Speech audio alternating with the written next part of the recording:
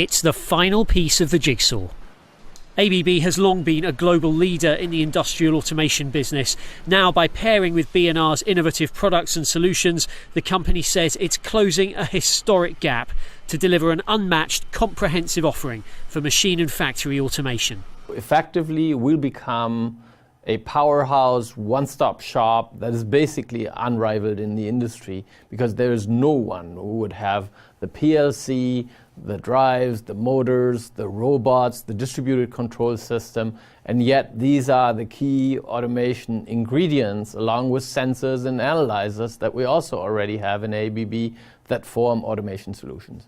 ABB already has well-known leading solutions in the advanced robotics, drives, control systems, sensors and software that run a modern factory. What B&R adds is expertise in software-based open architecture solutions, in particular a type of digital computer called a programmable logic controller, or PLC, which is used to automate manufacturing processes like assembly lines or groups of robots.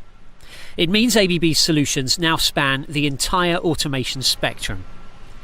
Following on from the commercial launch of ABB Ability, which brings all of ABB's digital solutions together under one offer, it means the company is now uniquely positioned to seize the opportunities of the fourth industrial revolution.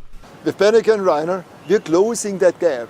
We bring in the IoT solutions of B&R, we bring in the application software suite, we bring in all the capabilities that they have in Automation Studio to design and rapid install the solutions in the industry. So it's a perfect match also from a digital perspective. Together, we will have an unmatched portfolio on digitalization for our customers in the fourth industrial revolution.